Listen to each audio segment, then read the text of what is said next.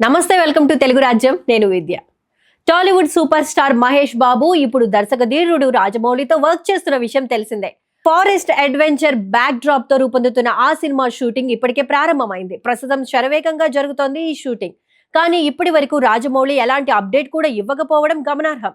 తన సినిమాల షూటింగ్ కు ముందే ప్రెస్ మీట్ పెట్టి మరి అన్ని డీటెయిల్స్ అనౌన్స్ చేసే జక్కన్న మహేష్ మూవీ విషయంలో విరుద్ధంగా ఉంటున్నారు. అది కూడా ఆయన స్ట్రాటజీలో భాగమని అంతా చెబుతున్నారు. అయితే సినిమాలో మహేష్ బాబు నటిస్తున్నారన్న విషయం తప్ప మరో యాక్ట్రెస్ కోసం వాళ్ళ పేర్లు కూడా రివీల్ చేయడం లేదు.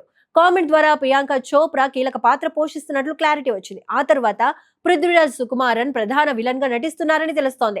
అదే సమయంలో మూవీలోని కాస్టింగ్ కోసం ఎప్పటికప్పుడు సోషల్ మీడియాలో వార్తలు వైరల్ అవుతున్నాయి. వారు నటిస్తున్నారని, వీరు నో చెప్పారని ప్రచారాలైతే జోరుగా కొనసాగుతున్నాయి. అయితే ఇప్పటికీ లవర్ బాయ్ కాలీవుడ్ ప్రముఖ నటుడు మాధవన్ SSMB 29 లో నటిస్తున్నట్లు తెలుస్తోంది.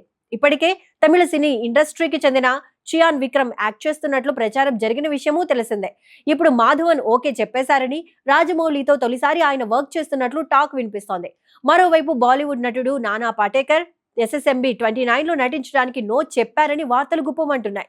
అది నిజమో కాదో తెలియనప్పటికీ మహేష్ తండ్రిగా నటించడానికి మేకర్స్ ఆయన్ను సంప్రదించారని గుసగుసలు వినిపిస్తున్నాయి. 20 కోట్ల రూపాయల పారితోషికం ఇస్తామన్నప్పటికీ తిరస్కరించారని వినికిడి ఉంది.